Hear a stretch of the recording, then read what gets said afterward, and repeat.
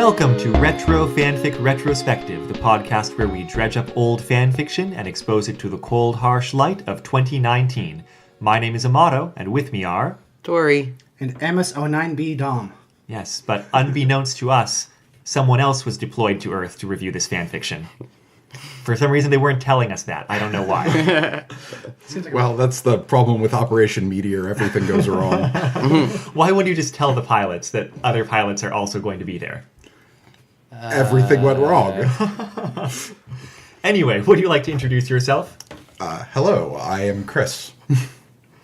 This is Chris. Hi, Chris.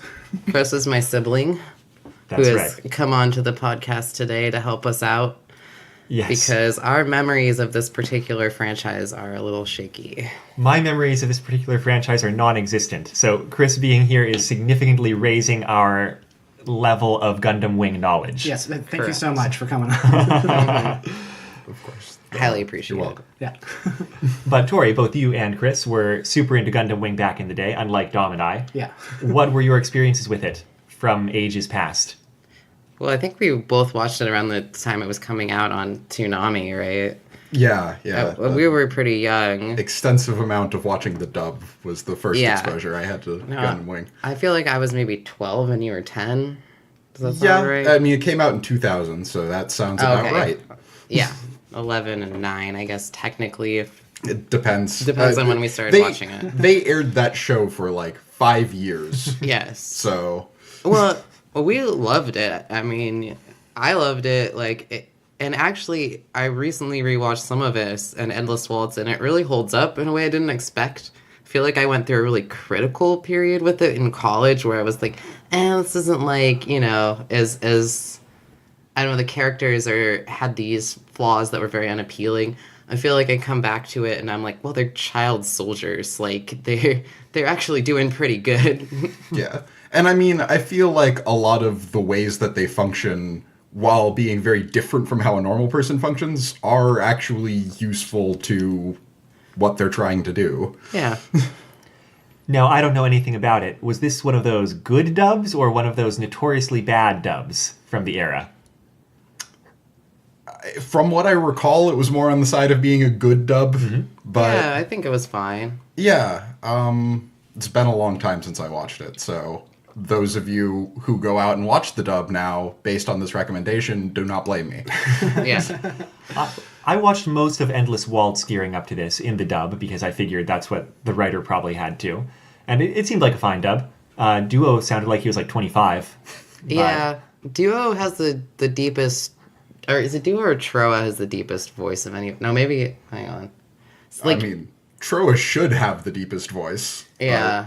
I don't remember the dub well enough to really... No, I was thinking about the original Japanese. Oh, yeah. Actually, I was trying to compare it because I think Duo does also sound, because one of them is voiced by a woman. I think Quatra, Katra. gotta be Quatra, right? Katra and Hiro both are. I think is Hiro, or am I wrong about Within that? the realm of possibility. I don't know. But anyway. Were most of these Gundam pilots named numerically except one named Hero? Okay, so there's a lot going on with that. And one of those things is that, yeah, they're numbered, and, like, most of them make sense in the numerology. Hero, I'm not so sure about. I mean, from what I understand, his name, and this, I don't know if I can cite the source on this, but his name was a combination of the term hitotsu from Japanese, and obviously sort of stuck together with the term hero. So the kanji might have a 1 in it. But the thing about Troa that I read recently is that, all these pilots, for people who don't know Gundam Wing, many of them, I think 3 of them, have adopted the names of people who are deceased. And Troa got his name from the original Troa Barton.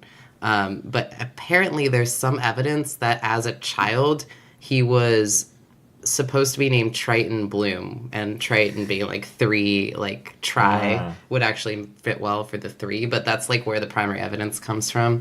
He was supposed to be a sibling to a Bloom woman, part of this family. Catherine Bloom. Catherine, who yes, he ends I up forgot. meeting and having a Yes. relationship where they're very similar to brother Right, and they sister. have very sibling relationship when they're together in the circus, so Yeah. there's some evidence that they're siblings, but... Did either of you two engage in the Gundam Wing fandom? Read any fan fiction? Anything like that? Fan art, anything? Definitely fan art. I was that age, 12. Loved to go online and Google various fan arts, and sadly, this was in the era before any sort of search filters so I got a lot of stuff I did not want to see. Ruined my innocence, I'm not gonna lie. Oh, But Gundam Wing specifically did, huh? no, it was more Digimon and Pokemon. But anyway, Gundam Wing. Yeah, I have and I was saying before we started recording, I have an art book that I got of Gundam Wing art. Like, I was pretty into the art aspect. I just didn't read as much fan fiction. I probably did read a Gundam Wing fan fiction, but I wasn't a fanfic reader, so it didn't stick with me. Mm-hmm. Yeah, I'm also not much of a fanfic reader, kind of even now, but That's what we like to not hear then. on this podcast. Yeah, well, I made you people are the exception. Yeah. See, Chris Feel and I honored. we're very alike, is the thing. No, it's very helpful. I'm glad you chose to read a fanfic for this purpose. For me, my Gundam Wing experience is that I played the Super Nintendo fighting game with my freshman year college roommate. That's it. And you gave me the ROM of that at some point in, I'm guessing after college. It's a pretty good fighting game. Yeah, I really like the intro song. Yeah. The intro song to that fighting game is pretty cool. Speaking of, I love the intro song to Gundam Wing. Like, I went online and found, like, the MIDI files of it, because that's, like, all you could get at the time. You couldn't download music yet, from the internet. So I get the MIDI files on a website and save that, so I could go back to that website and play the MIDI files so I could listen to, what is it, Just Wild Beat Communication, or is it called Just Communication? I can't Just remember. Communication is, Yeah. I think, the Just official title. Wild Beat Communication. I loved that song. It still made me so nostalgic to see that opening when I watched it. Amato and I might be thinking of the second opening or something, I think. Maybe, I don't know. Yeah. You remember That's the the music first. better than me. That's Also the first quite good. opening for Yeah. the anime. I Yeah, don't know also if I great. can remember the title There's of it. also a song for Endless Waltz that was really good. Are I you was talking in about love Last with that Impression, which plays when Hero gets Wing Zero? one. Maybe there's also I might be thinking. I feel like their name was like White Reflection. White Reflection. Yeah. I really loved that when I was a kid. So you didn't have any, real Gundam Wing No. experience? Leading into this, I tried reading the manga and I watched most of Endless Waltz, and that's about it. The reason that I'm choosing a fanfic from a franchise that I just had no familiarity with is because it was actually our first request from our first fan email to cover a Gundam Wing fanfic. Yes. And only. Yeah, Well, it's not our only fan email, actually. that's true. We've had at least Shockingly. two. Yeah. And by that, he means two. Yeah. But I figured if someone was asking for it, then we may as well try to accommodate it. And they were interested specifically in the phenomenon where a lot of Gundam Wing fans on the internet seem to hate Relena with a passion for some reason.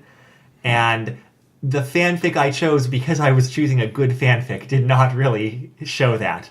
But in trying to educate ourselves about Gundam Wing, Dom and I did find this Angel Fire hosted story summary. Yeah, I Because, actually found that too. Well, because We, I'm familiar independently. with Universal Century a little bit, but the first original Gundam, and a little bit of Iron Blooded Orphans, and some extremely new, extremely old stuff.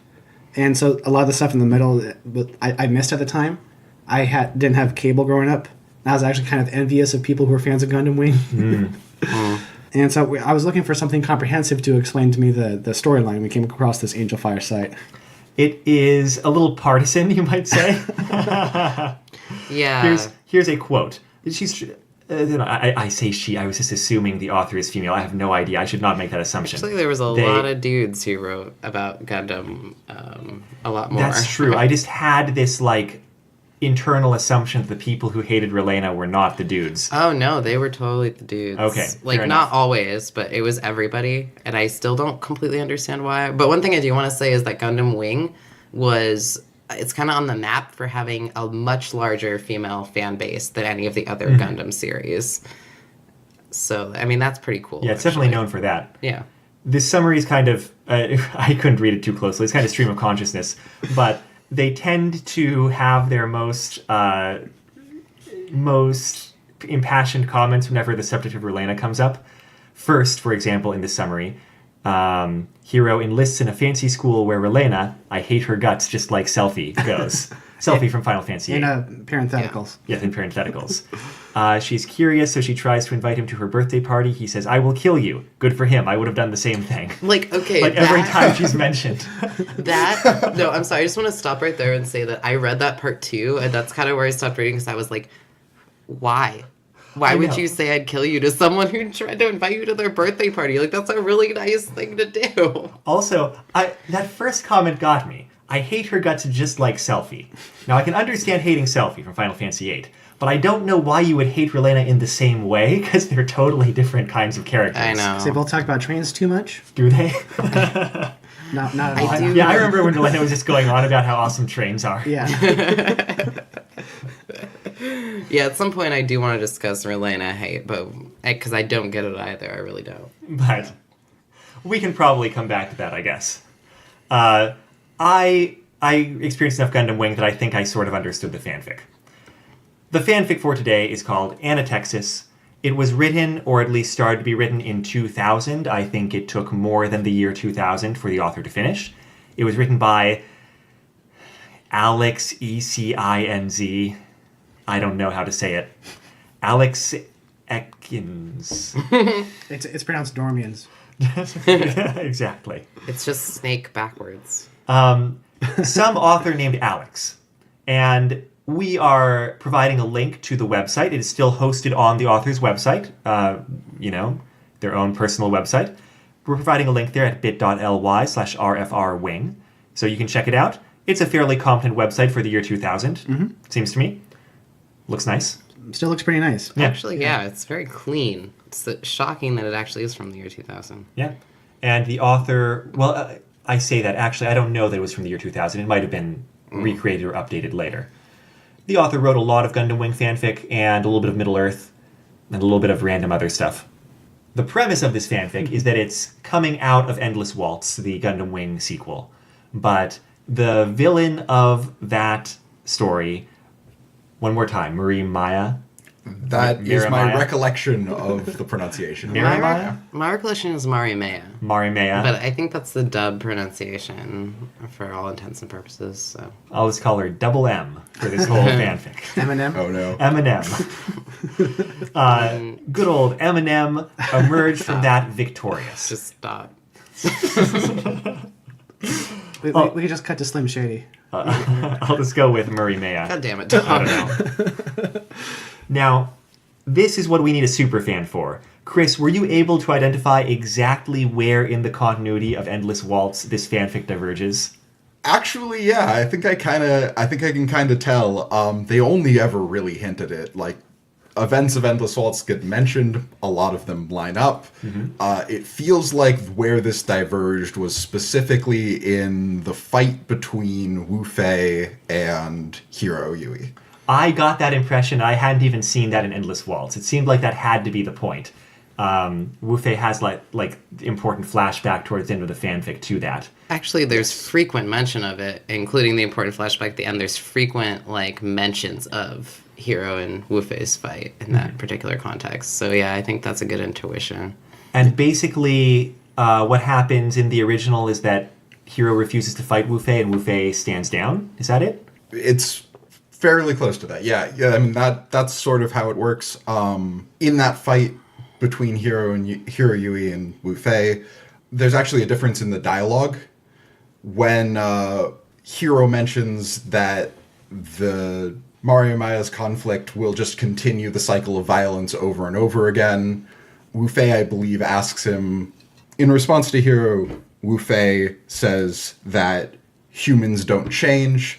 In the original, Hiro responds to that by saying, how many times am I going to have to continue killing that girl and her dog?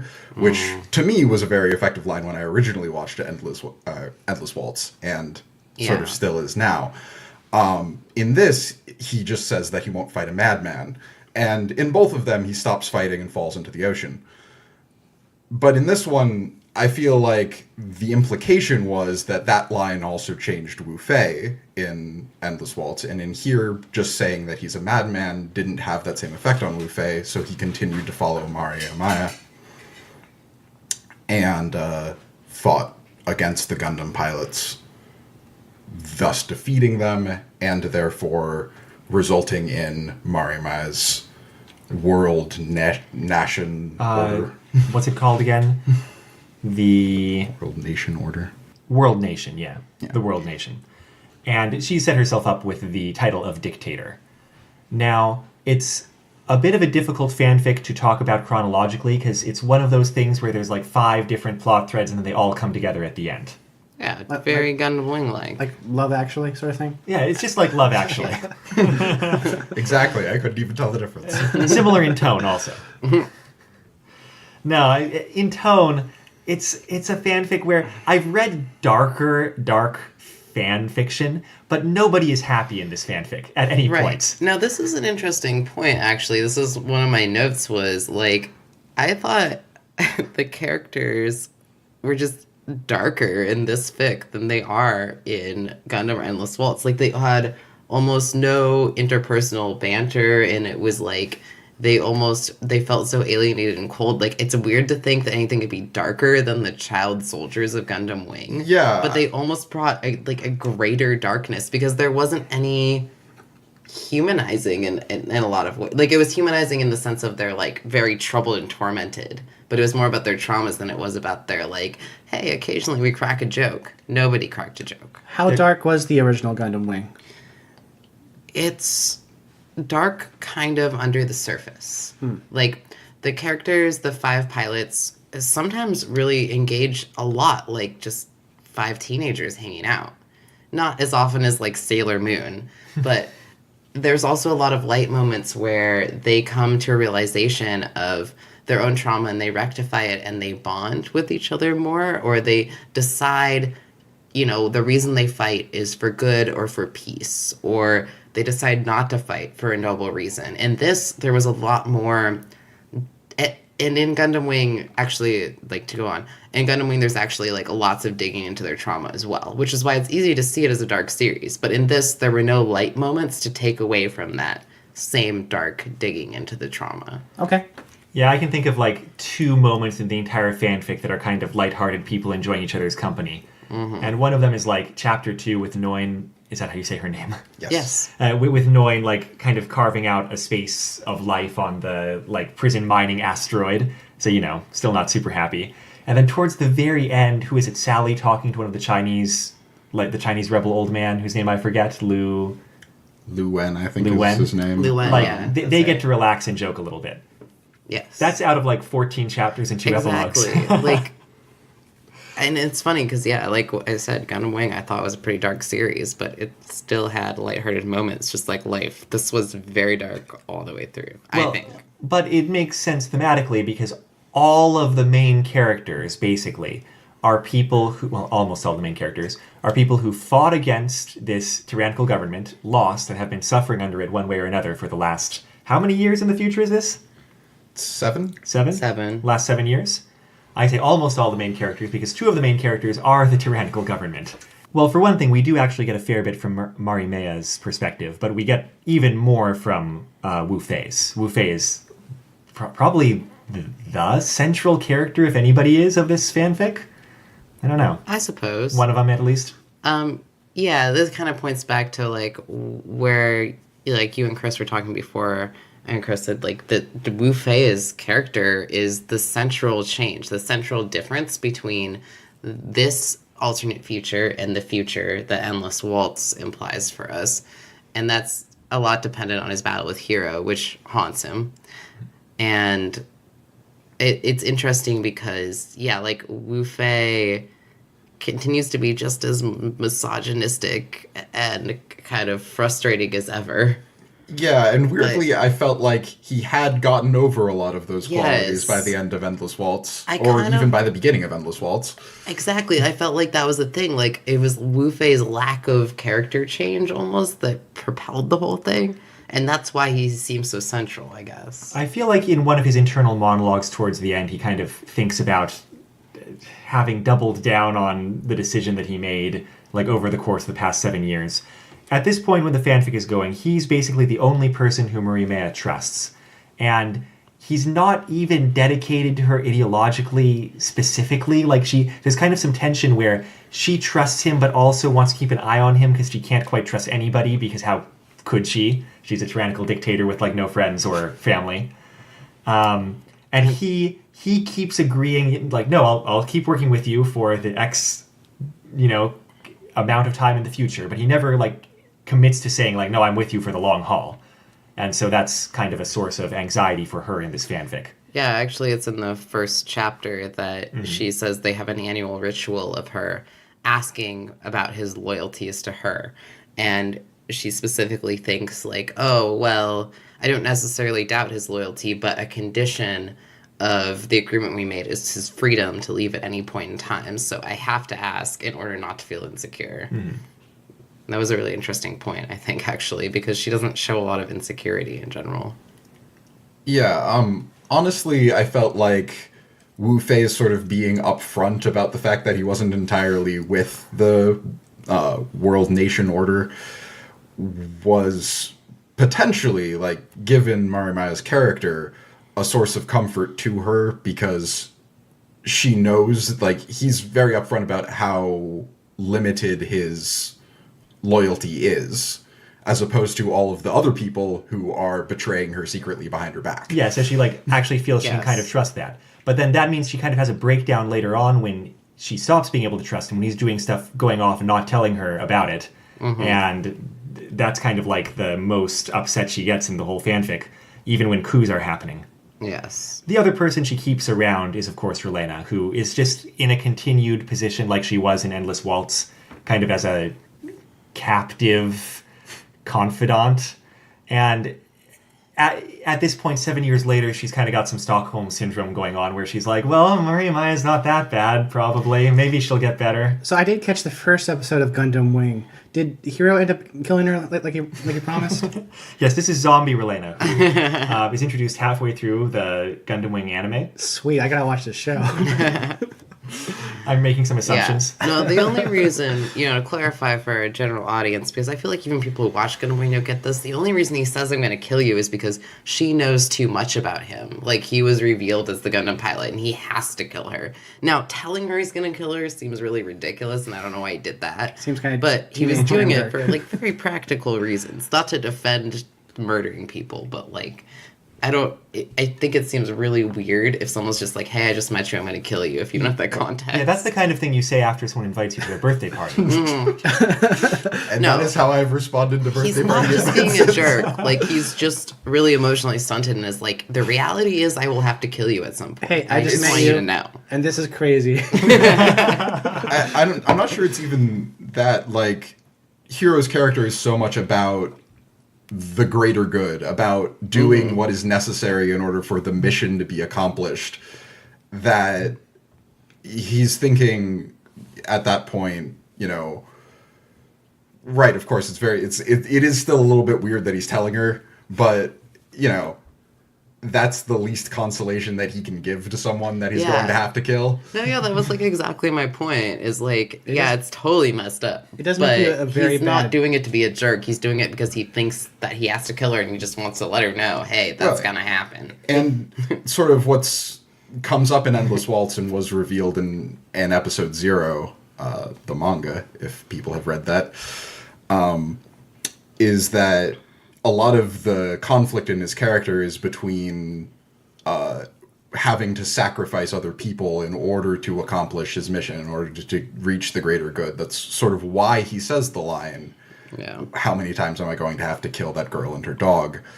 In Endless Waltz, he's referencing the civilian casualties, which happened almost... like fairly largely out of his control from a mission that he did before the events of Gundam Wing. Right, and that's his like character turning point. What were you going to say, Dom? I'm sorry. Yeah. I was just going to say it makes you a very bad secret agent. True. Yeah. Yeah, no, I actually think Hiro is not a very good secret agent. I mean, no. You don't make direct contact with your target and tell them what's up. You're not Arsene Lupin, It's because he has a crush on her, though. Like, I feel like that's the whole motivation, is that he's, like, he doesn't completely understand what it's like to have a crush on someone, and he's, like, a teenage child soldier, so he's just, like, I like this person. I guess I should tell them that I have to kill them. It's the child soldier way of pulling pigtails. Yeah, exactly.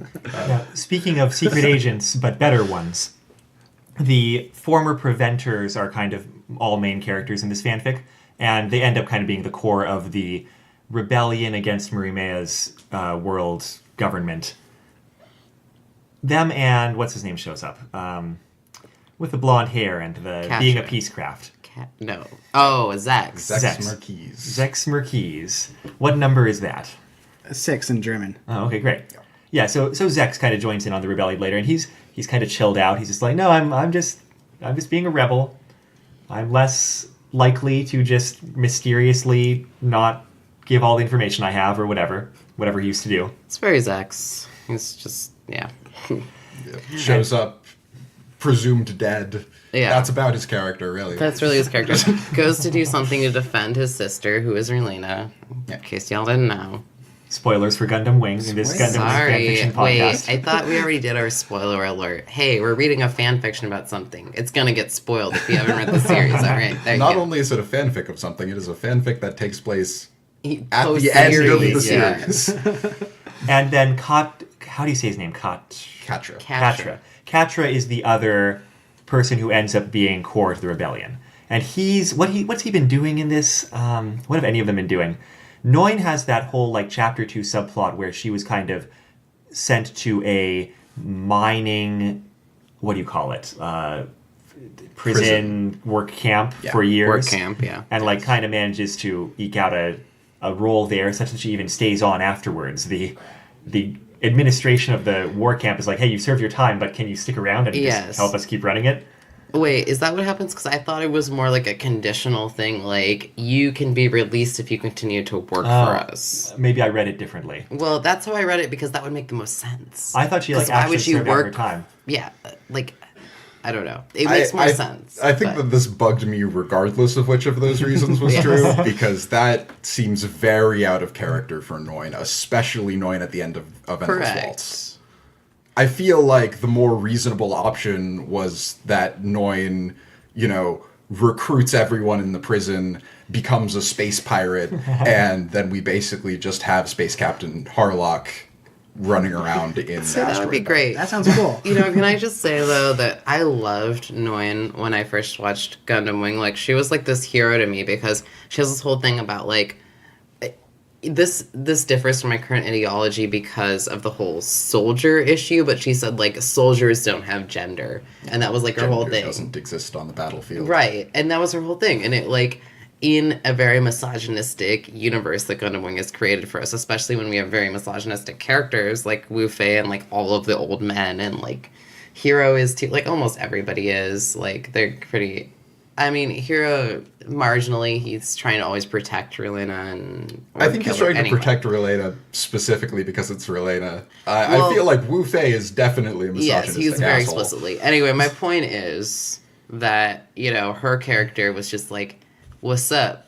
I'm a soldier. You don't need to gender me. But then, something they identified in this fan fiction that was really enjoyable is they said that she played a maternal role for a lot of the other characters. So, to see somebody, explicitly be hey, I'm not going to gender myself in this context, but I'm also going to be nurturing because that's what I want to do, and not tie it in with a gendered thing. It's super dope. So I loved her. And she's got short hair, and she's cool. So was Noin one of the inspirations for you to reforge yourself into a non-binary weapon of war and destruction? Yes. It's the weapon of war part. I'm not. Yeah, I was hesitating because I was like, war, maybe not, but definitely an inspiration for my hairstyle. Yeah, in this fanfic, though, in the end, she kind of puts herself up for a mobile suit test as a way of saving someone else. It never really comes up again, and then she's recruited by Sally into the rebellion. There's a larger plot. Speaking of tests of mobile suits, the main background plot in the first part of the fanfic is that a couple of Marimea's generals are planning a coup. And they kind of try it and it fails. And then the action in the second half is that the rebels, who are more dispersed and less in the administration, are also planning an assassination of Marimea with 12 18 distractions attacking all the military bases all over the world to try to get a shot at her. And that's kind of what it leads up to into the end. And a lot of the other action is kind of coming out, especially of that initial, the initial attempted coup by those couple of generals. The title of the fanfic, Anatexis, comes from a weapons or like Gundam control system that's being developed by Murimea's military. Anyone want to describe it? From my understanding from reading the fic, it's a lot like the Zero system, which featured in Gundam Wing. And for those of you that don't know, that haven't followed Gundam Wing, the Zero system is a predictive algorithm that interfaces directly with the brain of the pilot of a mobile suit, wherein they can see all of the different possibilities that happen from a given scenario. This has the unfortunate side effect of driving a large number of the people that use it insane, because what you see when you see the predicted scenarios of the Zero system was a lot of them involve your death, a lot of them involve terrible things happening to a large number of people, and you need to sort of be able to deal with and sort through that information. Sort of the implication throughout the series is that you need to be able to understand that and understand how to have a sense of self in spite of all of this information in order to use the Zero system accurately. Or like partition it off like Hero does. Like separate parts of your brain to dedicate to those things. Yes. Anatexis is different in that it does not interface directly with the brain of the mobile suit pilot. It instead only interfaces with the controls of the mobile suit. Yeah, Wu Fei has a hand in designing it, and he didn't want any system that would take out the element of skill, of course. And also, of course, not driving people crazy was a high priority. So Yes. it seems like what it does is the pilot issues a command, like, I'm going to shoot that other mobile suit over there. And then the system determines what the optimal timing is to actually make the shot, or like the optimal angle and like timing of making that action. Is that about right? Yeah, more like it still sort of felt like it made their decisions for them Yeah, largely. maybe. Yes. That it would give them the best action. It would just tell them to. It sort of display it to them on screen. Honestly, it felt like a very watered down version of the Zero system. I guess that's the idea. Yeah, my impression was that it kind of bypassed the crazy, which is it bypassed the brains, like your brains, if you were piloting the decision-making process, you bypassed that. Like it used predictive algorithms and created control, but it was almost like it was controlling the pilot's brain more than anything. You know what I mean? Like, Wait, Anatexis? yeah. I don't think we were really supposed to get that idea. It didn't seem to have that. That's okay. Let me clarify.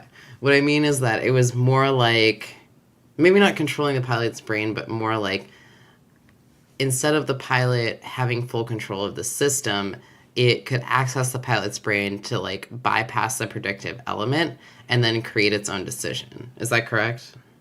I don't know. I don't Okay, even know. That might be a terrible description. I'm Suffice it sorry. to say, it makes you fight better. Computer make fight good. Right. All I'm saying is that I feel like the pilot's brain and the system are still interfaced, but the pilot gets to bypass all of the predictive elements that would make them crazy because they were messed up. Yeah.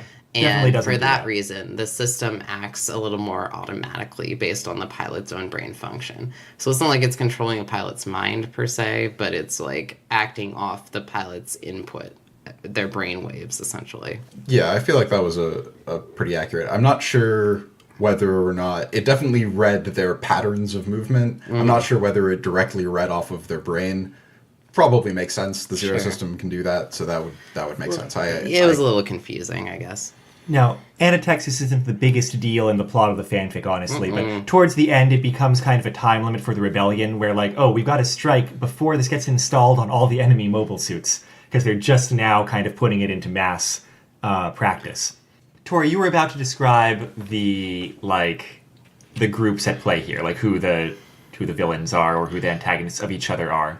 Yeah, I wasn't going to go into detail, but I was going to say that there's there's something here that mimics, the general bent of Gundam Wing, which is there are several powers at play, and the players under each power play off each side, and a lot of the allegiances are unclear. And that's why this fanfic really kind of represents Gundam Wing. I was going to say that, like, specifically you have Relena and Wu Fei working with Marmea under this new dictatorial order of the world. And you have some of the remaining living Gundam pilots, because Troa and Hiro are dead.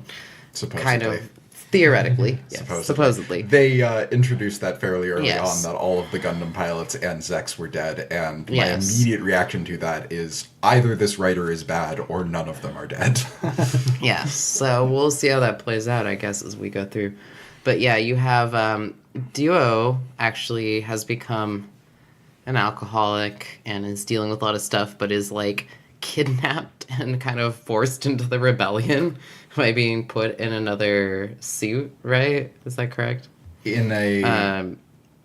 he's only put into a simulation in what actually happens, but there was some It was sort of implication that they unclear. were trying to, in a very weird, not very psychologically sound process, they were trying to revert him back into the way he was. Yeah. when he Yeah, that fought was in the pretty wars. goofy. And that was a lot what they were trying to do with the pilots. And then Katra is like leading his own faction of the rebellion, with all of his soldiers from the Middle East that he used to command. And then Actually, they mentioned that they weren't the Maganax, which he was they allied weren't. with. Oh, they were a originally. different faction. They Okay. were a new faction that he'd recruited, a new faction of Desert Corps that he'd recruited. Okay, I since missed then. that point, and thank you for picking that up. Yeah.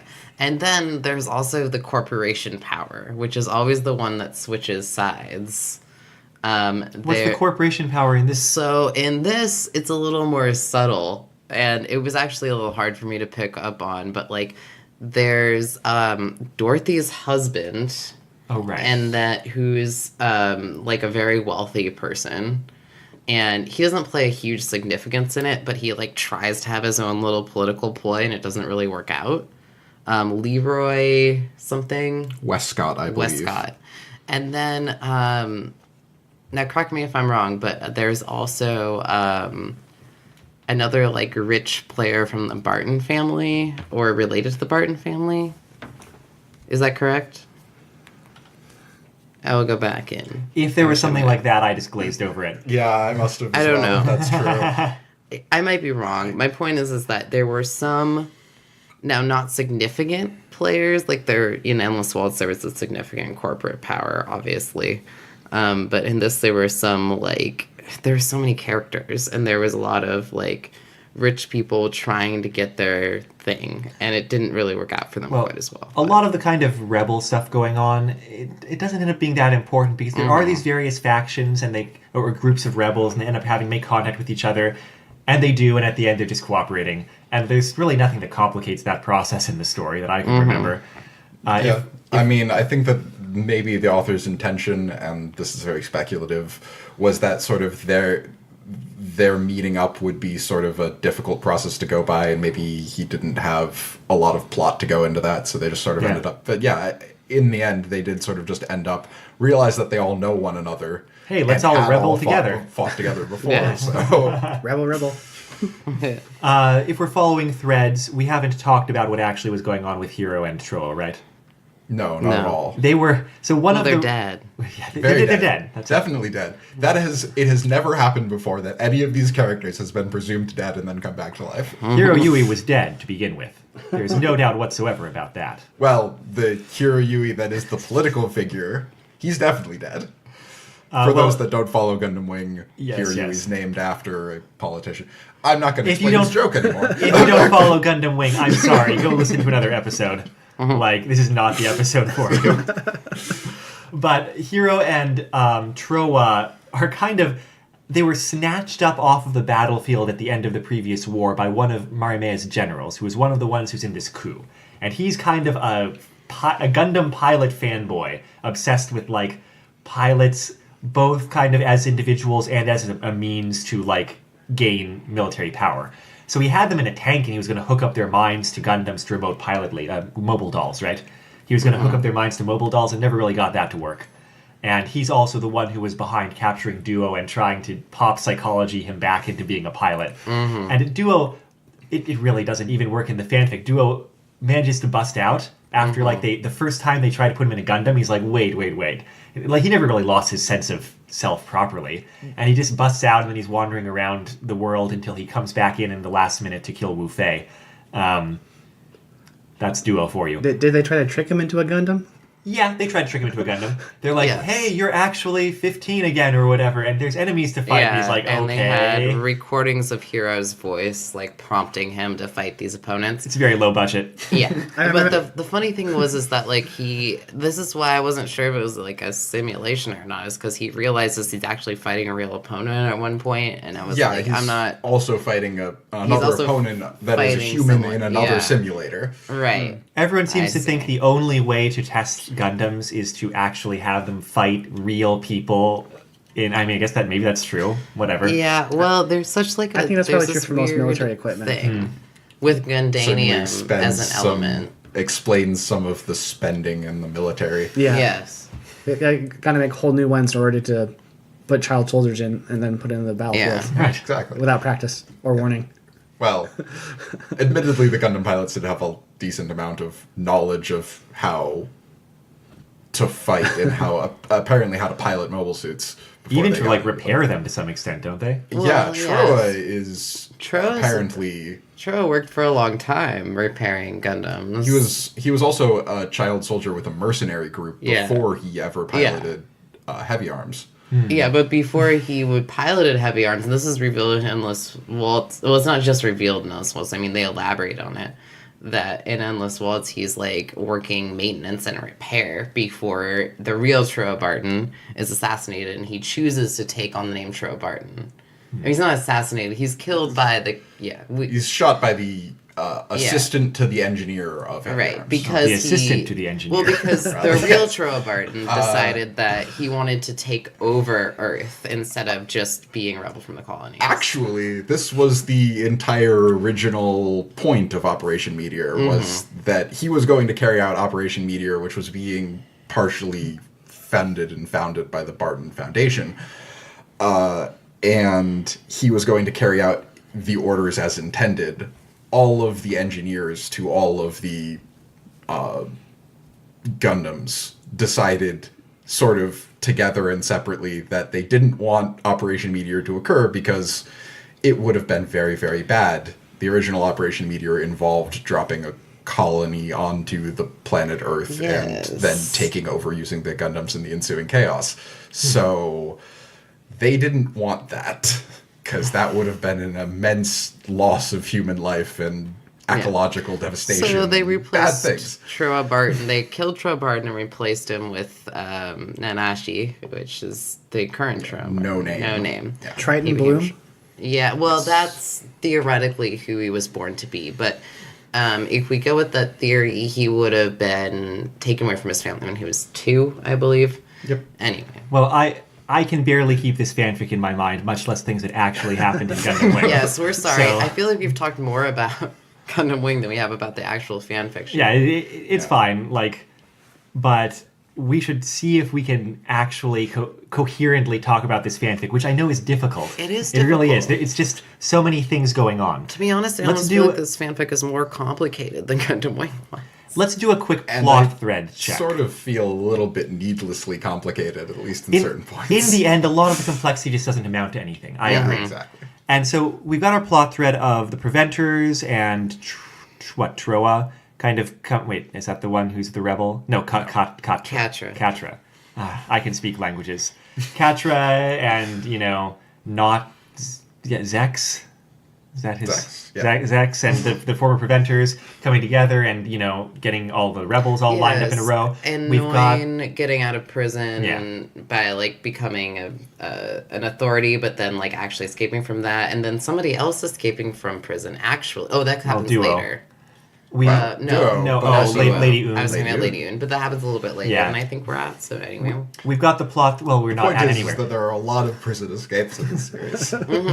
We've got the plot thread of the failed coup, and that's kind of a demonstration to Marimea and Wu Fei that no, they really do need to shore up their military power in Wu Fei's mind so that no one would dare rebel because that's how things work with military power. Right. In fact, if we had been paying attention in Endless Waltz, that's exactly what happens. Like, everyone should know that by this point. This is an established part of Gundam, that there is an endless cycle. That's the whole name of Endless Waltz. It's an Oh. endless cycle An of... endless waltz. well, they Yes. specify that it's the endless cycle of war and then peace and then what and was revolution. then revolution. The Yeah, three so notes it's like of war, peace, and revolution. yeah, it's like revolution, war, peace, revolution, or however the cycle is supposed to go. And so we've got that Yeah, no, just rebellion. tell her. Sorry. No, we got that coup crushed. That's a main plot thread. We've got Duo escaping. Yeah. How does this shake out in the end? Let's just skip to the chase. Well, you want to just skip to the chase because Yeah, got because- a couple points. But, Oh, well, what other points do you want to talk about? well, I mean, I think there's some significant. This is for me. There's some significant personal beats, like Lady Une's whole thing. She's in prison for so long, and she's actually this was one of the most significant chapters to me. Is that there's a chapter of Lady Une. All of a sudden, it's a chapter of Lady Une, and we haven't heard from her for a while. She's in prison, and the whole chapter is about her backstory versus her current situation. She keeps getting visited by this prison psychiatrist who seems like he's taking advantage of her. Like, he seems like he's probably, like, he tries to touch her a lot and, like, I don't know, uses a lot of horrible language towards her that I could specify, but it's probably easy to imagine. Like, you're doing so good, and I like it when you put your hair like this. Like, he tries to braid her hair and put it up for her. You know, like, I prefer you like this sort of stuff. And so she garrots him, and then she escapes. Well, And I felt that was very satisfying. And it's complemented by her backstory of she was in the academy as a young girl and it was also abused in the academy, also by men or boys. And then she kind of finally stood up for herself, and that's when she changed the ribbons in her hair from white to red because of the blood stains of Yes. It'll also explain that's why she puts her hair up. destroying. Yes. And that's the Well, source because, to the not blood get got blood in on her it. braids. She used to have long braids on the side, and now she twists them up because of the violence, which is really interesting. And that's the source of the origin story of her, what do you call it, dissociative personality? Yeah. Split personality. split personality, Yes. whatever. Yes, Yeah. which is a great origin story, actually. Like, I feel like the author did I thought it was as a well really done as good anything. job. Like, I also agree with that. I thought that, honestly, that was very in keeping with the character, and I feel like that, honestly, of all of the things in this, felt one of the most canon to how the character is supposed to be. However, I did find it somewhat strange that she still, in the current time period, alternated between the violent Lady Une, one personality, and the peaceful Lady Une, the other personality, since, in the series, she's by supposed Endless to... Waltz, she had like... Right, she's Yes. supposed to have fused those two personalities. She's supposed to be a more complete person, having reconciled the violent and peaceful parts of her nature. And that was the same thing I thought, because I started rewatching Endless Waltz, like, after I'd gotten through that chapter, and then I saw her with her hair down, her glasses off, and I was like, oh, right, yeah, she's supposed to have, like, developed herself into a different person at this point that's more unified. So, yeah, I feel like they overlooked that, but... Are there any other character beats we wanted to check in on before we kind of talk about the conclusion? Yeah, I'm going to talk a little bit about how Katra's portrayed in his role as a rebel leader in the fic. I felt so in the fan fiction, he's become a lot harder and a lot in the present time. He's become a lot harder and a lot less empathetic. Is sort of implied a little bit, stated a little bit, that he's now colder and harder as a person in his leading of this rebel faction than he was originally in Gundam Wing. And I felt like this character point came off a little bit shallow to me, because it's not like Katra had never experienced tragedy in the events of Wing. in the events of Endless Waltz. So yeah, he's supposedly this way on account of all of his friends, and in particular Troa dying, since it's implied that he had a romantic relationship with Troa, which is not unreasonable. But by the end of Wing, he does have this whole speech in which he says that human beings are nothing, or like less worse than animals if they cannot, empathize with other humans, if they cannot experience kindness. And that sort of juxtaposition was very weird to me. Is there anything that either of you... He does have some lines about kind of needing to make the same mistakes more than once before he kind of reached the point he was at. So I think he feels like he was too soft, but he learned like from tragedy to get harder. And then he was too soft again, and he learned from tragedy to get harder. And like he's... I think that's where they were trying to go with him. It's not the most interesting direction, though. Well, actually, I thought this was actually like a pretty interesting thing with Katra because, you always kind of feel like in Gundam Wing, like Katra as a character is a little bit divided. Like he perpetrates violence, but he like purports to have this love for life, and you almost don't see him fully experience. Like he gets really sad about having to kill and having to perpetrate this violence, but like you almost don't get to fully see that division. And this fanfiction was interesting because like, yeah, he definitely seemed harder. And it's interesting because I think in the epilogue, one of the epilogues, the part B, maybe, I'm looking at Part A was pretty short. Yeah. And mostly concerned. Well, it was the thing where Sally was reflecting on all the changes that each of the pilots had undergone. But they were like older changes, like the things they realized gave them purpose. And she says that the thing that gave Katra purpose was she was talking about their personal revelations, like Duo real. Oh gosh, I wish I could find it right now. But Katra realized personally, like his revelation was. This might have been in the epilogue part A, actually. It's not in part A. No. But it might not be in the epilogue. It might have been the last chapter.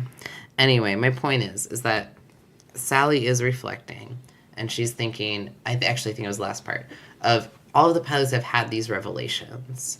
And, Hiro realized that he has remorse for the lives lost, that he's, that he's committed, and that he doesn't want to be like this anymore, and like, other things that people have realized. And it was something about Troa realizing his independence, but Katra realizes that he loves life above all things and he wants to protect human animal lives. And I thought that was kind of shallow because I was like, he always felt that throughout the series. I mean, and I think the same thing is true of some of the other revelations. Certainly, yes. Hiro regretted all of the lives that he felt he had to take in order to end the war.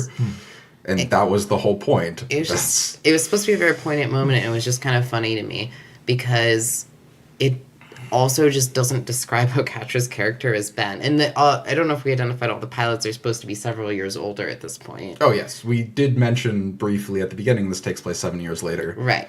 They're supposed to be pretty much, young adults in their 20s, and Katra really doesn't seem like the real Katra. And like towards the end of the story, Sally to be like, oh, Katra's real revelation was that he values human and animal life above all else.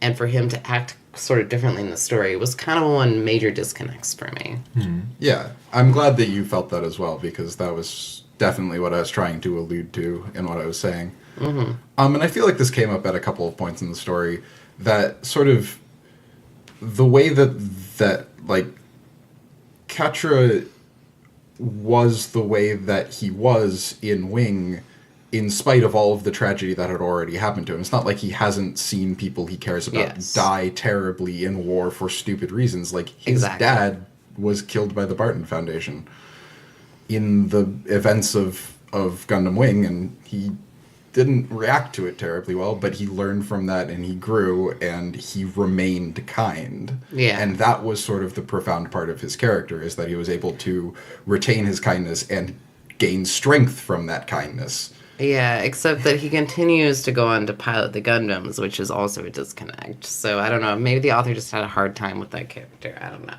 Mm-hmm. Yeah, but I felt like that disconnect in Wing was more explained in how his character is, rather than here, where he just seems to be someone different for reasons that are not entirely explicable. I think that's true. So a bunch of plot threads all come together for the conclusion of the fanfic. And I feel like the two main things that need to be resolved are Wu Fei's and Murimea's ends. And Wu Fei ends up finding and capturing Sally, and it's kind of a moment of reckoning between them, where she's said, you know, she doesn't want to kill him, but she wants to save him if there's anything worth saving, but it's not clear whether there is. And she tries to talk to him and reach him about the fact that, like, no, supporting a tyrannical regime is bad, actually. Please, Yeah. please don't. Well, And- go on, Moto, sorry. No, just that he has completely committed himself to the position that the only way for war to end is for there to be a strong central government that crushes all opposition. So, Moto, I don't know if you did watch Endless Waltz or, like... Not all of it. So, the end of Endless Waltz, this is an interesting parallel, is that Wu Fei and Sally have always had a kind of a thing. Mm-hmm. Like, I I don't know gathered that. if it was... Yeah, it implied to be romantic, though. I think the fic makes it romantic. I really... Like, in a certain way, you know? Almost. I'm Like, not- or, like, best friends. Like, there's something, you know what I mean? Yeah, they're definitely friends, especially Yeah, by the end they're- of the series proper, and I felt like Or they like retained that foils. fairly well. Yeah, Yeah. they're partners. They end up being But- partners.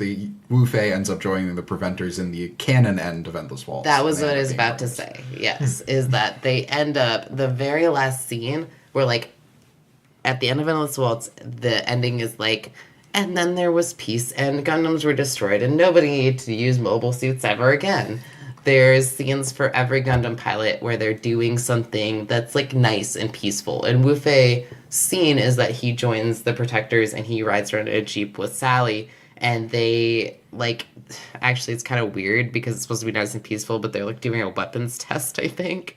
But they're at least, like, they're like, their thing is, like, oh, well, if we have to, we'll protect the peace we have. I guess it was the idea. This is the part that has Agumon in So- the suit, right? What? This is the part that has Agumon in the suit, right? Was that a reference Wait, to the what? end of Zero Two? Yes. Yeah. That took me a second. For a second, I had no idea what you were saying. I was like, Agumon is set. I was, oh, Agumon. Okay. Well, anyway, what did you want to connect there with the scene in the This is fanfic true. with Sally and Wu Fei? Well, because at the end there, Sally and Wu Fei have this conflict that we were just talking about. Like, I don't know. Do you remember better, like, than I do?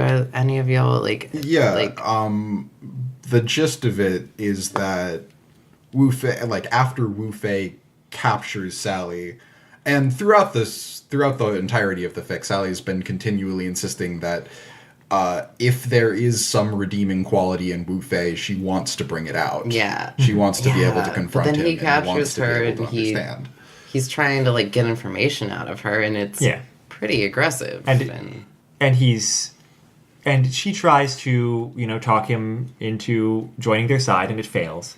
And the situation was resolved with Duo Maxwell busting in because he's been kind of escaped from his prison, wandering around America, being Duo. Yeah. And Though- what's that? Well, though previous to that, Wu Fei performs a lethal punch. Something they specify to be a punch that would be lethal to a human. I don't know how it's possible. It's okay. I mean, Whatever. You can But kill people with a single he punch. It is barely, possible. yes, but it's the force that's lethal, which is kind of crazy. Exactly. Like, if he hit her anywhere, he would have killed her anyway. Yeah, So one He punch man performs crossover. this is the Just inches sorry. apart from her, and splinters the wooden chair and messes up his knuckles, and she, I think, passes out because she's severely dehydrated and drugged, and that's also, like, a big shock, so no surprise, right? Anybody probably would. And that's just really funny because it's like he just could have killed her at that point, but it wasn't his prerogative. There's no reason for him to mess up his entire hand on a wooden chair either. Well, they only do to have the person he's trying to question pass out, which is also not ideal. Yes.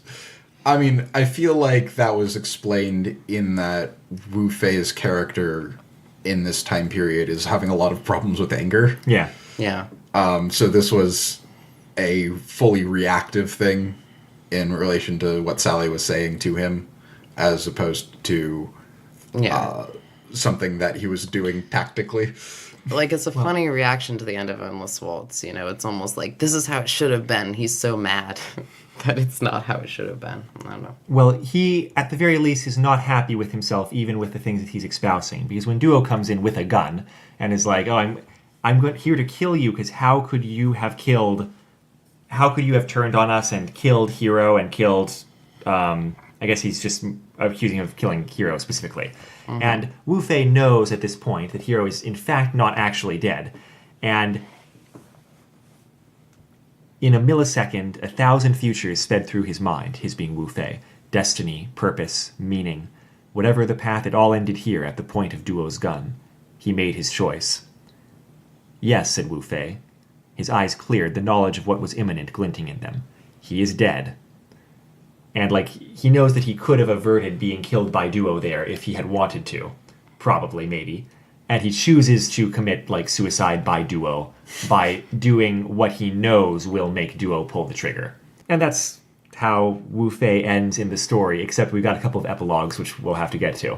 Meanwhile, the other major threat is Marimea, right?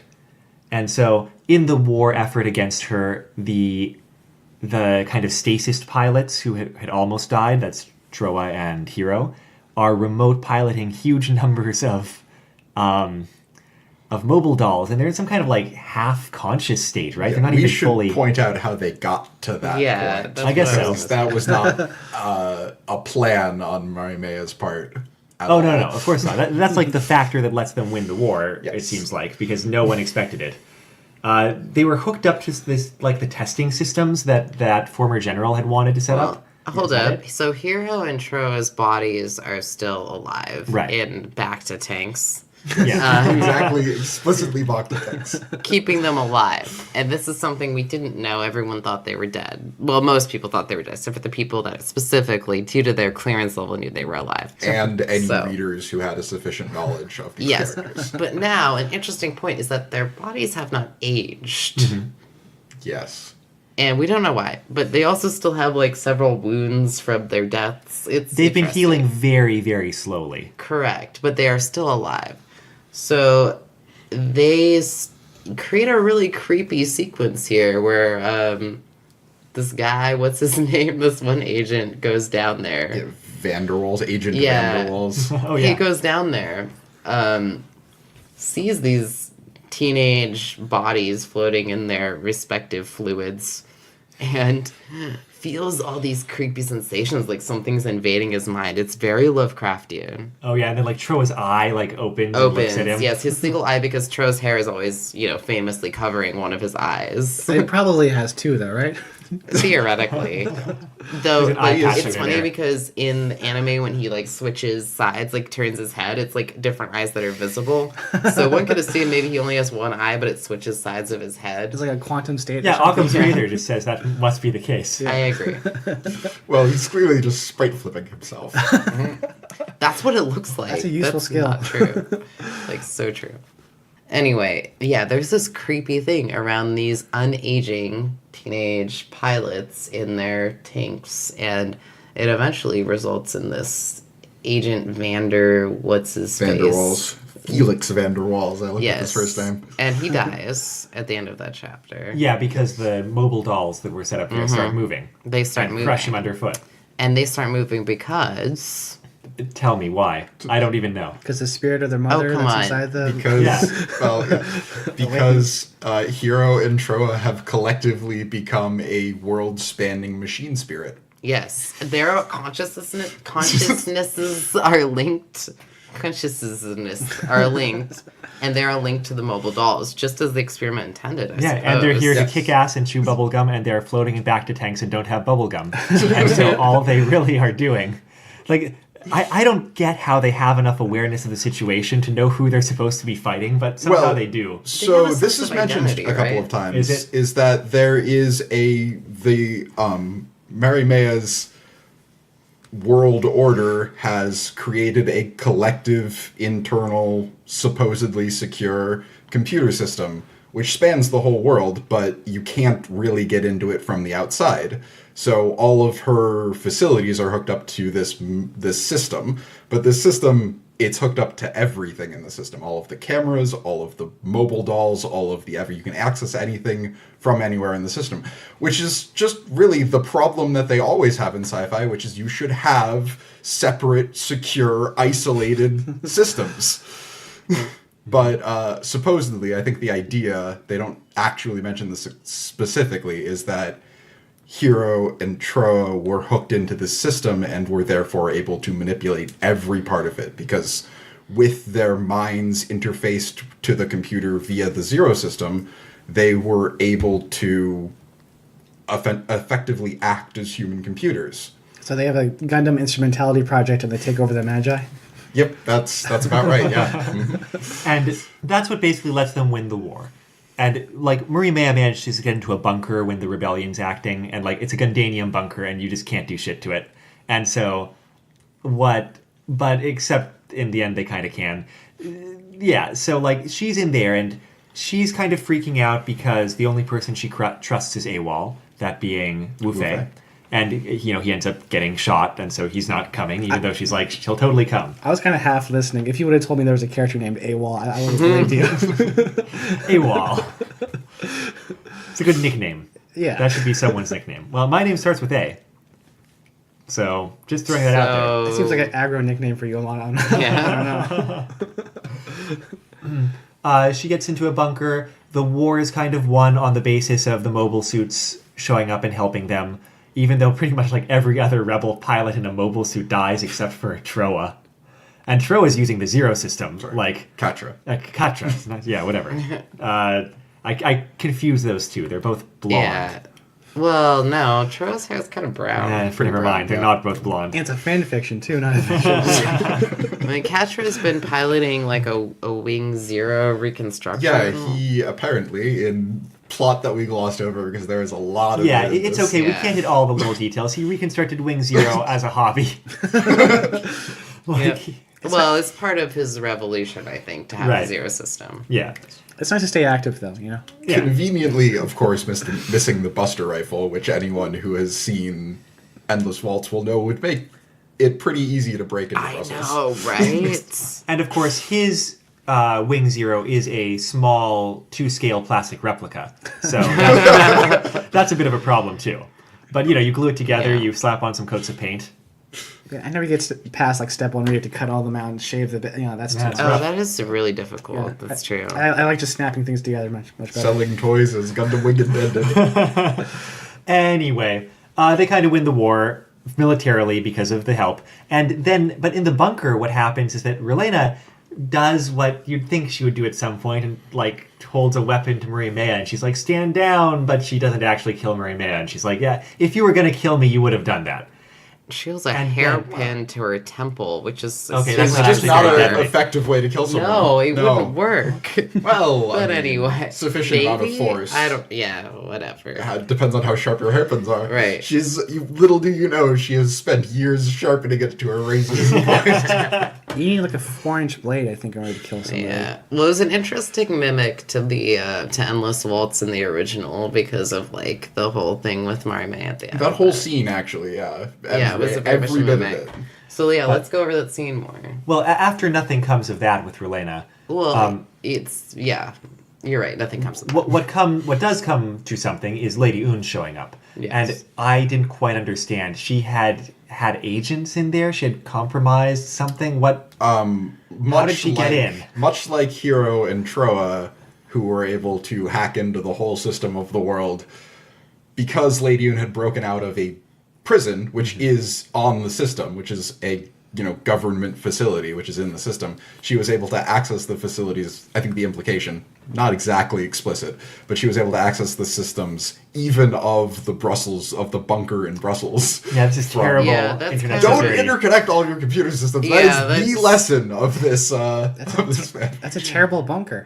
Yeah. If you can hack But it even remotely. then, that's such a vague implication. I feel like there wasn't a good I explanation. didn't quite for get it. that. But I mean- Lady Un comes But striding no, in. that's the best explanation we have. We'll go with that I mean, it's one. probably good if these guys stop war and fighting because they seem kind of bad at it. And Yeah, Marimea was never very good at war, actually. Well, she as it was turns okay. out. If we go by the timeline presented in this fanfiction, she was like 6 years old when they originally. I'm not sure that's wrong, though. Was still pretty. Yeah, she was. She was pretty supposed to be a young. child, but I always thought she was supposed to be like a very small-looking 12-year-old or something, which is still bizarre. But like, at least I know, like, yeah. Anyway, she's like 6. So go As on. my older kid grows, I'll let you know when they seem ready to head up a military dictatorship. Good. At good. 4, probably not yet. Darius, I don't know. Give him a year. Little kids can be really demanding. Oh, true. yeah. You bet I know that. We had a tough time getting to bed tonight. Oh my god. No, my 4-year-old that I support in inclusion could definitely be a dictator. But we get an emotional climax for Marimea because we've had a flashback from her where her mother, before she died, was like, no, your father will come back for you, and if he doesn't, he'll send someone. But he'll totally come back for you. And she's emotionally vulnerable in this bunker, not so much because of the rebel attack. She doesn't care so much about that, but because Wu Fei has gone off the grid and is not coming back for her. And so Lady Because she's a Un kid, is yeah. the one who comes in, with people, with allies with weapons. But she goes to Marimea and she's like, I've come for you like your father said someone would. Like, I'm your Yeah. emotional support now. And she kind of collapses into Lady Un, and it's kind of... It doesn't come out of nowhere, but it was a surprising way to end. It completely mirrored Endless Waltz, where she also has the same collapse, but it felt a little more forced because now she's 14 instead Yeah. of 6. So I mean, I feel like she's sort of been emotionally stunted at 6, though. Yeah. Yeah. So Oh. it the fact that it she was read- like, "I'm a dictator."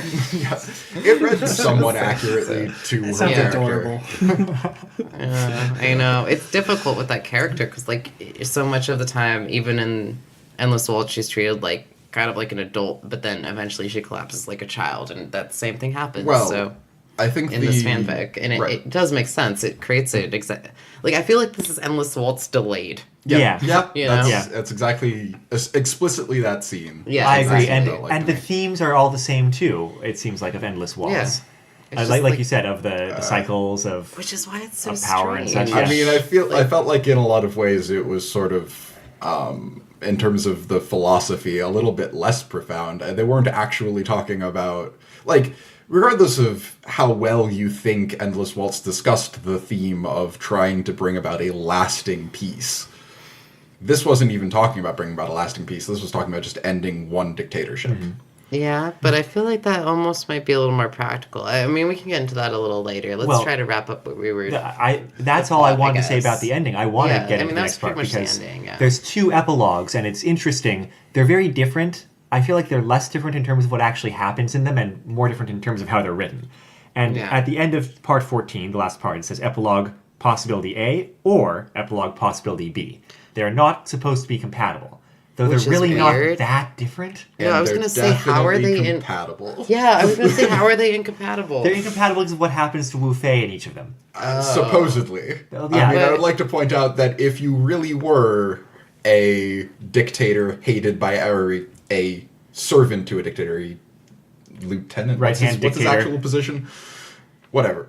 Leader of armed forces, which a dictator controls, you probably wouldn't want to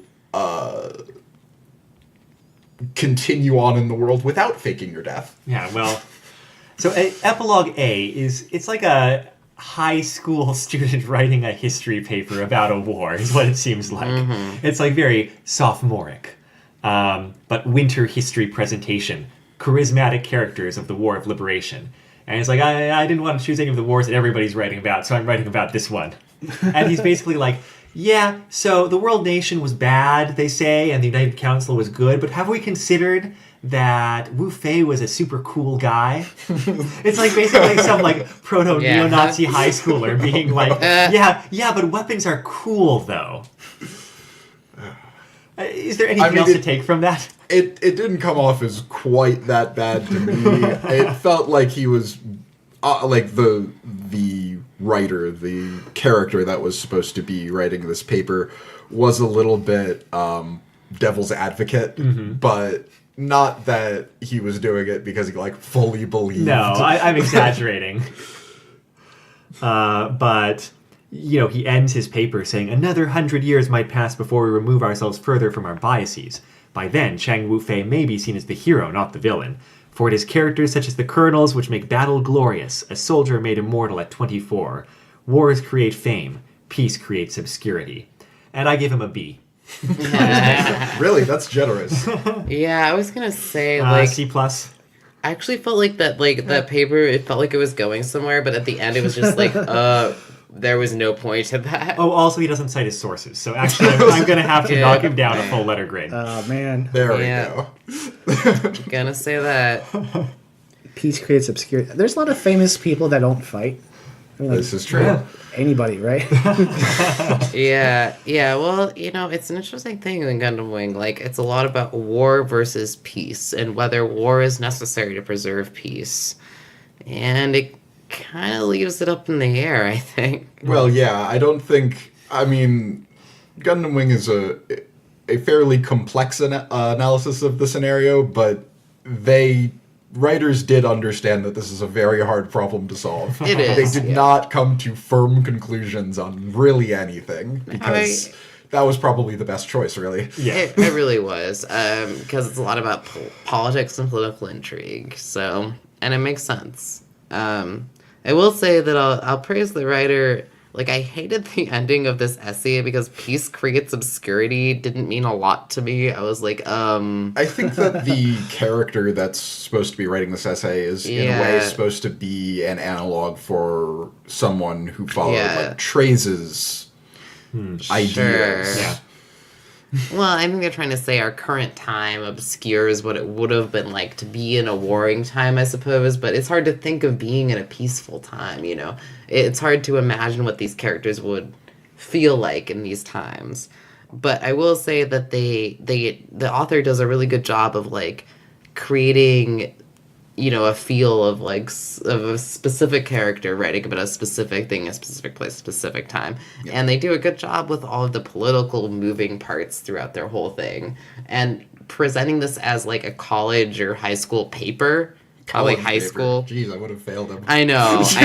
It's probably a high school paper, given the fact that it's not very well supported or whatever. What presenting it like this, like, just kind of proves their whole, like, political it's like, this is a poli-sci paper, I kind of liked that. And what class is Epilogue B homework for? Epilogue B is actually a much more regular creative epilogue. writing. It's like we're checking in with some characters after the story, and Zex and Noin get to, like, have some words, and I don't know enough about them to be able to comment on their scene. Oh, well, they've always had a relationship, and I like that. It was interesting that the author paid so much attention to their relationship, especially giving them their whole dedicated epilogue for Zex and Noin. I mean, not the whole epilogue. They have a second part to the epilogue, but the first part is all Zex and Noin, like, finally being able to be together. And Zex reunites her with the characters from her introductory chapter who never appeared since, like the people who were on the prison mining asteroid. Presumably they were in prison. That would be why they didn't show up again. Yeah, no, I know. I just mean, like, structurally as a story. Yes, like, yeah. I was like, oh yeah, them. At this point. Oh yeah, those people. Yeah. From that part that was not terribly in character with Noin, yes. Relena is visiting Hiro in the hospital, and his body's atrophied. That's another part of the epilogue. His body's atrophied because he was headed back to Tank for forever. And yet he's still 15. Well, Yes. yeah, he's I mean, he's if it had 15, really but- kept him in stasis, wouldn't he be, like, physically sort of... I know. That's the Still- confusing Well, part, right? Like, he hasn't aged, but he's somehow his muscles have atrophied. Like, what? Yeah. It's not how that works. His argument is also, like, I should not be in a hospital under guard. I should be, like, out Yeah, doing stuff. but that's his argument based on his perspective. Right, like, I think but- we're led to believe that that's just him being kind of like, I mean, we're led to believe that at very least Duo believes him enough to create an explosion in the laundry room. Which is a very great parallel to the first season of Gundam Yes, Wing, yeah, where that originally happens. That was like the bonding moment between Duo and Hiro, is that Duo busts Hiro out of of a hospital, and Oh, so what percent of Using Gundam Wing explosives. is people busting out of places that they are trapped in? Seems to be a big Well, part of this fanfic. I would say less than this fanfic, but Well, yeah, that's true. I'd like to point out that actually Gundam Wing is mostly people blowing up government facilities. yeah, Like I true see. heroes would, yeah. Yeah, exactly. agreed. Well, yeah, Duo busts out Hero, and Hero's totally down with that. It's like, well, come on, let's go have adventures. I'm a high-functioning alcoholic. You are a 15-year-old person with atrophied muscles. Let's go do cool stuff. Sounds wacky. Yep. Well, they're good friends. Yeah, it works fine. It's kind of sweet. Like, it's actually the first, like, personal moment in this whole story. Like, because, like I mentioned before, like, there were less, like, banter moments than just, like, dudes being friends, kids being friends, and, like, having fun Pals together. being pals. Yeah, there was way less of that. Like, than in the original. Not that there was a whole ton of it, because it was mostly political stuff and, like, trauma and a lot of stuff in Gundam Wing. Philosophy discussions, Yeah. thinly But disguised as this robot was battles. one of the nice moments where, like, they were like, "Hey, this is our buddy thing," and it made reference to the source material, and that was chill.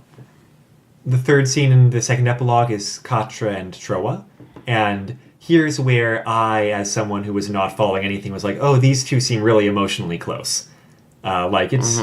They don't really say anything explicitly about the exact nature of their relationship, but, like, they are very happy to be each other, and to be together with each other. And it's a little bit hard to follow because there's some flashbacks in the middle of it to other things that also were epilogue, but not this specific moment of epilogue, and it didn't have to be that way. And then the last scene to end the fanfic on, the second epilogue, ends with Wu Fei, who in this continuity, in the first English paper continuity, he was supposed to be dead and his body on display, because that's a thing you do with dead bodies, like put him in a museum. But in this case, he survived, and he's kind of approached by Tres. Dormians. Kushranada Tres. What's our German name again? German name? We have lots of German names. Wait, Trace. Trace. Trace. 3. Trace. That's the German 3, right? Oh, you know, to be honest, Drei is German.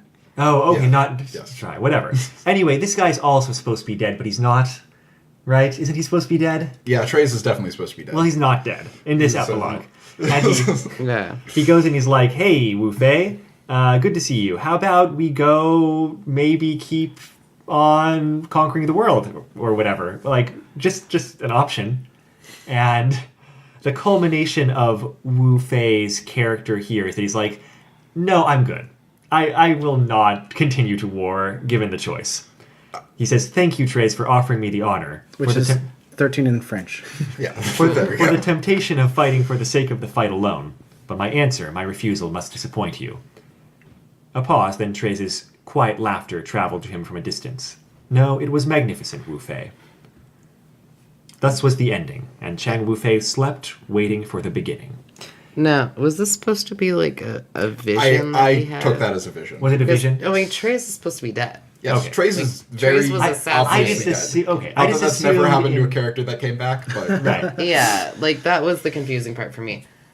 I was a little bit lost this Well- epilogue, and rereading it, I kind of see where I got lost. Oh, and now I see where they are in a sunlit clearing suddenly, and Yeah. okay. So it's a vision. I actually thought it was compatible because I thought it might be Wu Fei's death, like him seeing Trace in death. That's That why I may thought be. it was totally compatible with the that would first make one. sense. The way But- that I thought that it was compatible was that, like I said, if you served a tyrannical dictator, you would probably want to fake your death. And they mentioned in the first part of the Oh, epilogue that how Trace would still be lifelike. alive. Well, no, that Too? that Or just Wu Fei would be. That Okay. Wu Fei would fake his death. And they mentioned in the first part of the epilogue how I see. lifelike his body looked. And Yeah. I felt like that would probably only be possible if you made a and they'd- fake body. Or like they already established the suspended animation thing that they could do. I thought he might suppose. just be like in halted animation like the other pilots had been in their And youth. it's a weird That would choice be anyway. I mean, very it's super morally weird if you put him in a problematic. museum, but like I don't know. It's just funny. It's a weird choice anyway because even if they are not completely compatible, it would have been trivial to make them completely compatible. It's not like they're hugely divergent endings for the story. Truth. I thought they were totally compatible. And so anyway, this is a vision from Wu Fei, but it's still his kind of emotional character climax to be like, no, I will not continue to war, even though war is like my thing.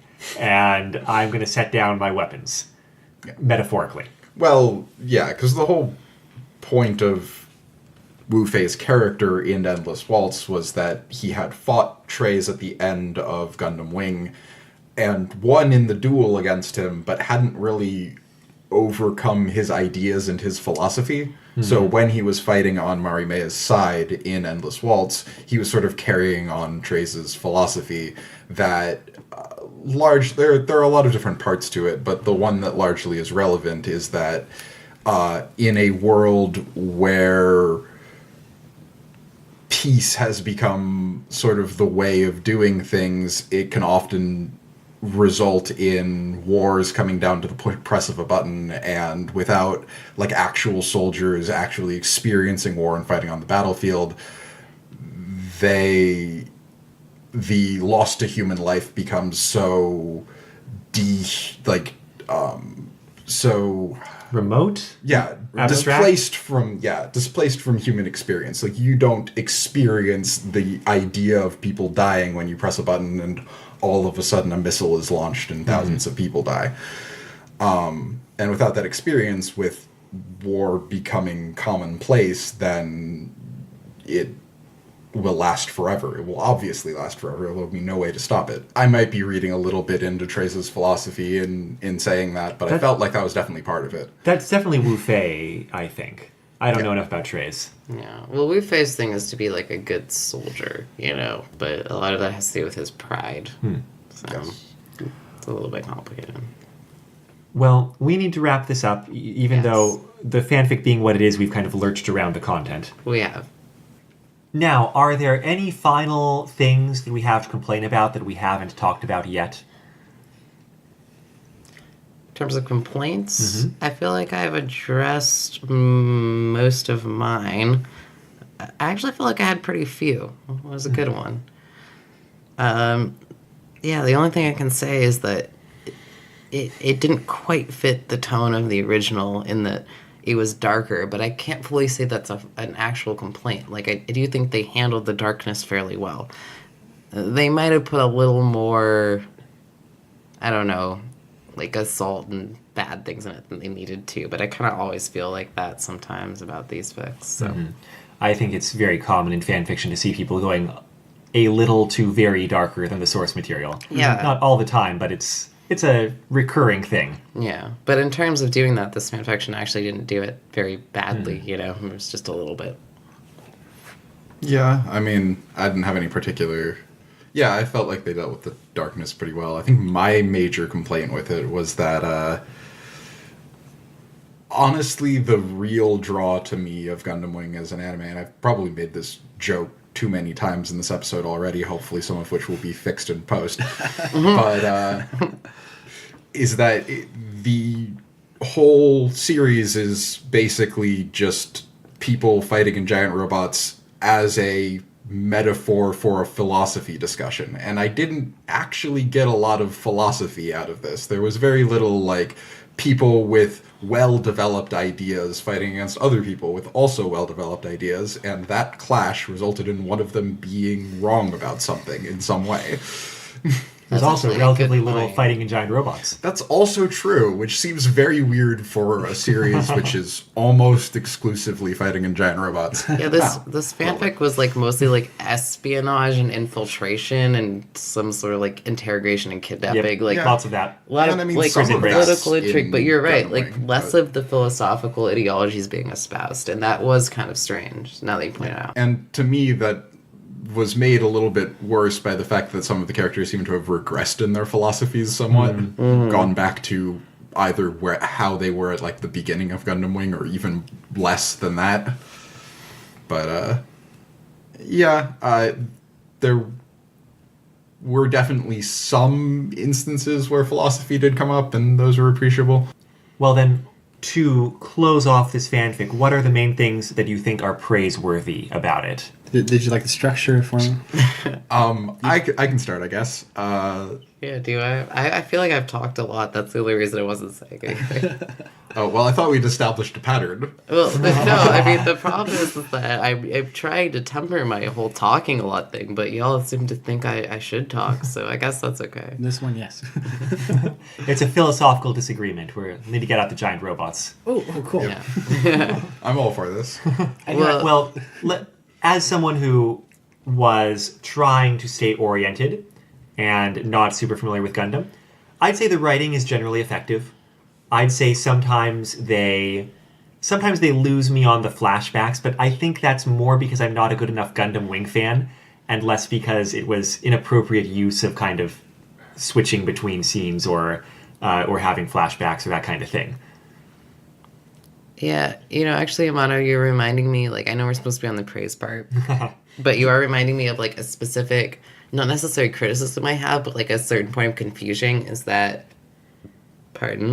they brought in certain new characters, like that one kid who was the son of the person that Noin was in. No, it was a son of someone Noin knew that she adopted when she was in prison still. Yep. And that character, becomes relevant at the very end and becomes, an actual political figure. Does he? At the very end. Isn't it the same person? Kevin Raleigh or something is the same person. They mention it very briefly. And he's also a pilot, and it's this is a point of criticism is that these new characters are brought in and then they're kind of dismissed and then they're brought in very brief segments and that becomes confusing. And now I could be wrong about this character being the same, but I think they are. Anyway, my main point is that that's why it's confusing, is you don't know exactly who every character is. They'll call out of characters by name, and then they're not it doesn't seem as cohesive because there's so many named characters that return in specific instances and you don't always know.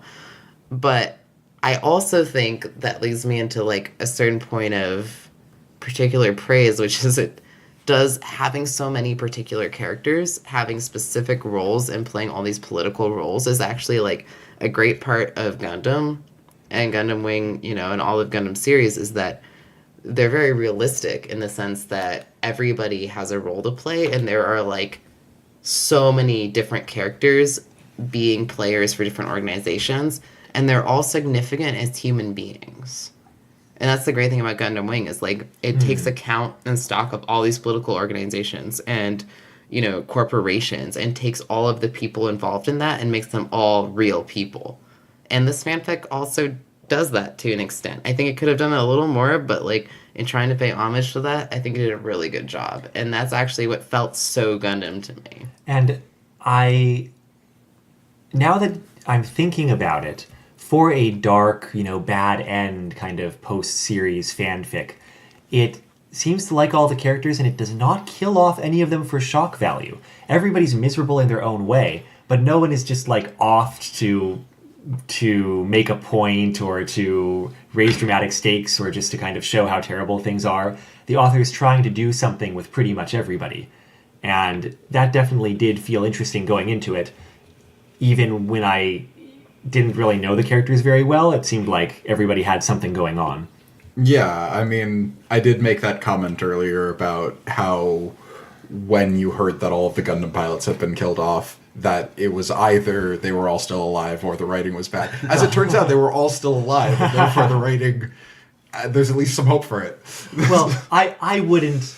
I would have expected the author to bring back the Gundam pilots because that's what the fans want to see. But, I'm sure there would have been temptation to just off some of the secondary characters or supporting cast to get some cheap drama. Just redshirt some people? Yeah, exactly. And they didn't.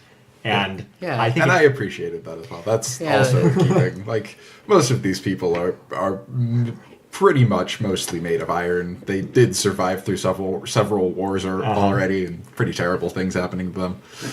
Yeah, but at the same time, they managed to not kill Tro and Hero, actually, to bring them back in this very dramatic way that didn't feel too forced, I don't think. But also they had time to deal with the other characters changing as a response To their absence. to the fact they thought that they were dead. So they had a chance to deal with that like severe level of grief, and they didn't. This wasn't Pokemon Master. Like they didn't deal with it in a freaking freaky like melodramatic way. They dealt with it in a fairly reasonable way. Like Yeah, and they don't give up the fight. Pretty much no one does. no, Like, yeah. It just felt very real. I don't know. It felt very Gundam, like I said before. It's yeah. I just think the author did a really good job. I guess is what I'm trying to say. Out of what they were trying to do. Mm-hmm. Yeah. Yeah.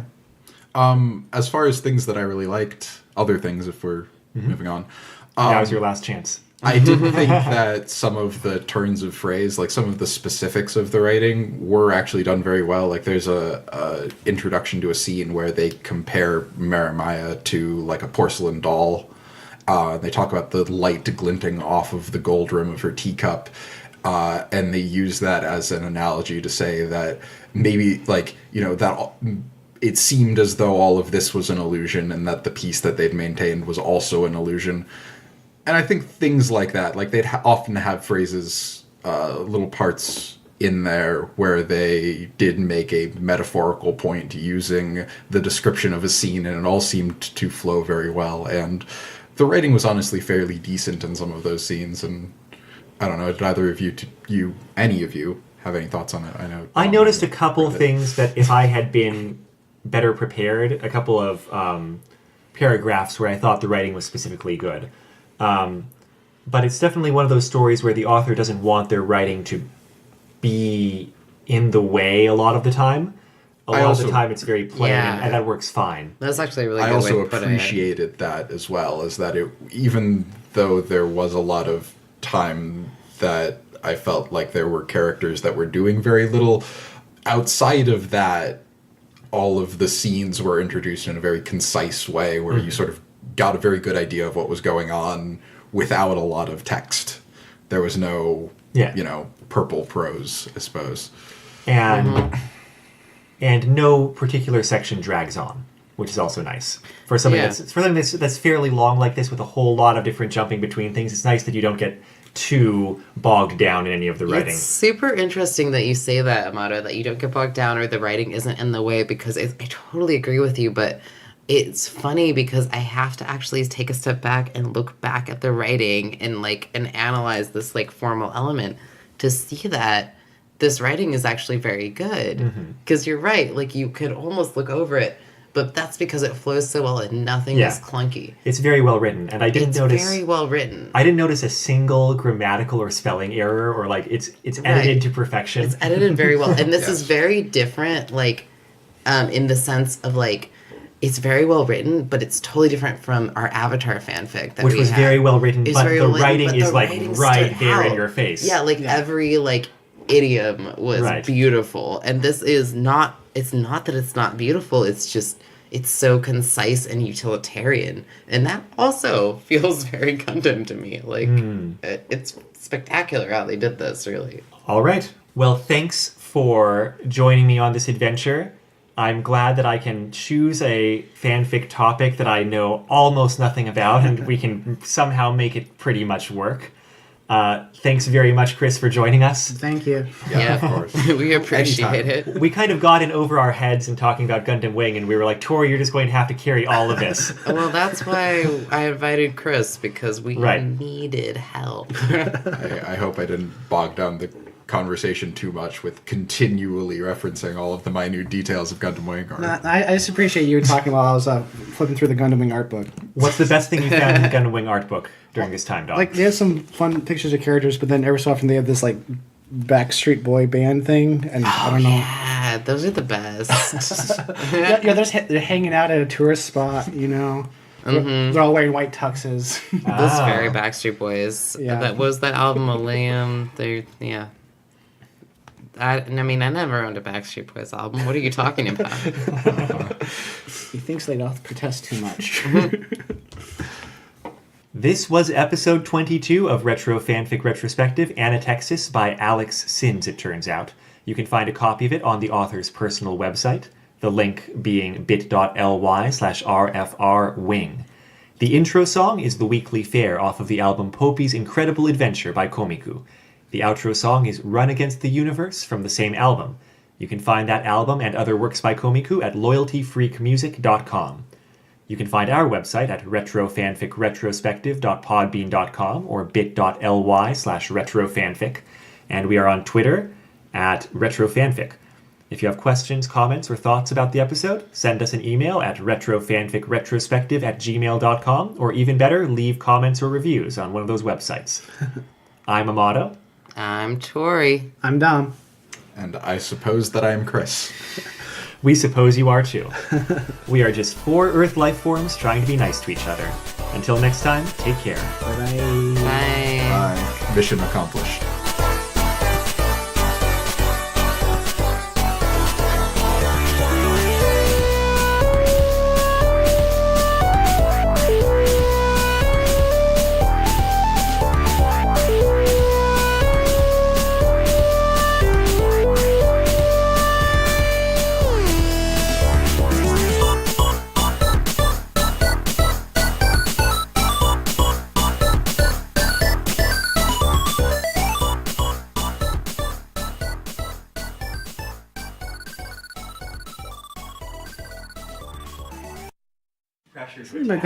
There's too much of What that, are you even doing? like a boy band aesthetic throughout the whole thing. I was not a fan of. That is the main thing. Like, that's the weird part of it, is that it's like, and that's the reason why I have so many women as fans, but like, it still keeps a totally Gundam tone. And it like treats the child soldiers as child soldiers, even though they're like also hot guys. Like, it's totally weird. I didn't feel bad for Space NSYNC. Yeah. Well, it's super weird. Please don't describe Gundam Wing that way. I know. Well, like, once you actually watch it, like, you don't feel that way at all. But like, the aesthetic of it is totally that. Yeah, very boy band. Well, it's like Sentai Team, and yeah, like everybody Duo's was the like, approachable which one. one's the cutest one? I know. I had a Duo costume when I was 12 or 13. I still have it. Anyway, I was in love with him. He was awesome. Like, I wanted to be a Duo, but So who plays what instrument in the Gundam Wing pilot band? Oh, that's a good one. you know, fans have thought about this and made fan art of it. I'm and sure. fanfic of it and all of this. I mean- but the real bent of Gundam Wing has nothing to do with them being cute boys. Yeah, but I still need to know who plays the incidentally, drums. they are. Right. That's the freaking weird thing about Gundam Wing. It I'm doesn't fairly make certain sense. that Duo plays drums. I think you're right. Yeah, okay.